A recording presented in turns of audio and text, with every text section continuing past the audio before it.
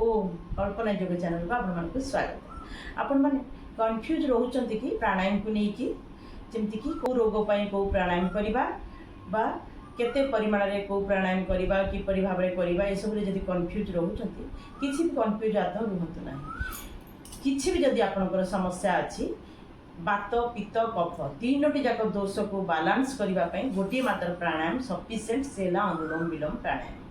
यदि किसी भी आपण शरीर में डिजीज अच्छी चाहे से गैस एसिडिटी कब्ज बदहजमी इंडाइजेशन एमती हो बा हाथ गोड़ झिमझिम भाइब्रेशन पैरालिसिस बा अनिद्रा डिप्रेशन एंजाइटी बा BP high BP low thyroid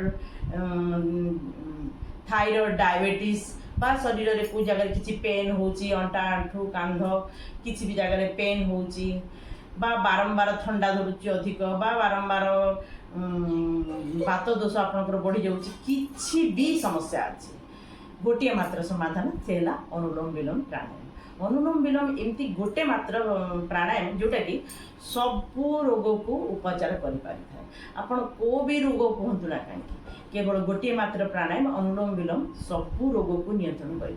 जदि आप जापाना मु कौ प्राणायाम रे कौ रोग करी केवल गोटे मात्र प्राणायाम अनुलोम विलोम प्राणायाम को शिखी जाते किसी बेसी शिखा दरकार नहीं केवल अनुलोम विलोम प्राणायाम शिखी जाते आप सब रोग को नियंत्रण करें।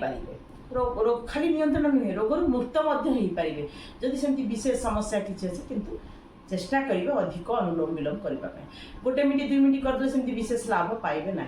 चेष्टा करेंगे सब बड़े अधिक अनुलोम विलोम करने 5 मिनिट आज करूँ धीरे धीरे अभ्यास बढ़े बढ़े अध घंटा पर्यटन समय नियंतु। जदि पैरालिसिस बा मिर्गी बीमारी एमती सब एंजाइटी डिप्रेशन रोचे तार तो गोटे घंटा पर्यटन अनुलोम विलोम करेंगे। अनुलोम विलोम करने विशेष नियम भी ना आप खाई अध घंटा पर आराम अनुलोम विलोम करेंगे।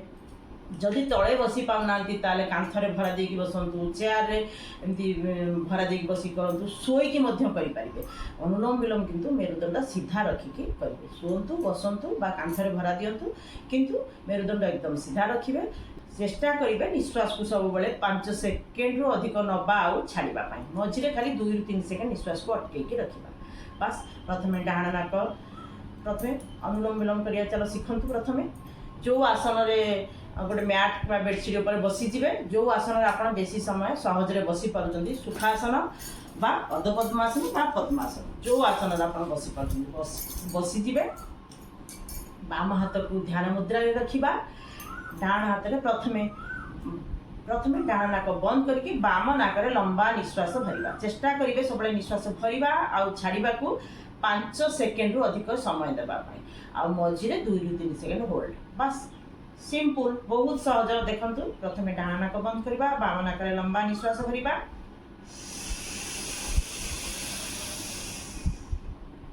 2-3 सेकेंड होल्ड करवा से समय नाक बदली देवा अपोजिट बा डाहाण पटे लंबा निश्वास छाड़वा पुणी डाहाण पटे लंबा निश्वास भरवा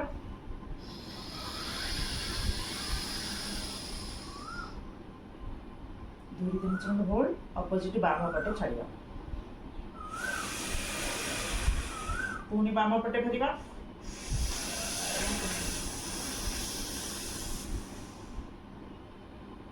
2-3 सेकेंड होल्ड डाहाण पटे छाड़वा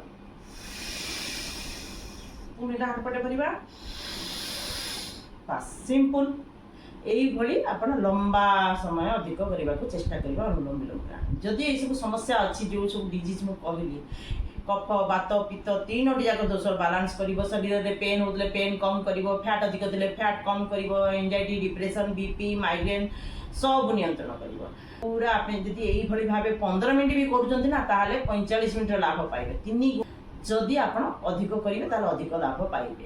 एकदम सीधा आखि बंद चेष्टा करेंगे जिते लंबा निश्वास आउ नबा आउ छाड़ा से समय मने मने किसी भी मंत्र उच्चारण नाम जप जहाँ आपको सहज होची करि जाउतु किंतु मने मने आखि बंद जिते लंबा निश्वास भरवा जिते मने मने ओम नमः शिवाय 2 सेकेंड अपेक्षा करे पुणी जो छाड़ा ओम नमः शिवाय। बस एमती करेंगे मने मने गायत्री मंत्र उच्चारण बा ओम नमः शिवाय शांति पाठ को भी मंत्र उच्चारण नाम जप आपको सहज होची मने मने करंतु मने मने निश्चय करेंगे चेष्टा करेंगे धीरे धीरे आदत हो अनुलोम विलोम हो मेडिटेशन हो बहुत लाभ पाइबे पूर्ण अधिक लाभ पाइबे जदि ध्यानर सहित आखि बंद करके एकाग्रता भाव मने मने नाम जप मंत्र उच्चारण सहित अनुलोम विलोम करवा अधिक लाभ पाइबा एते सहज अनुलोम विलोम प्राणायाम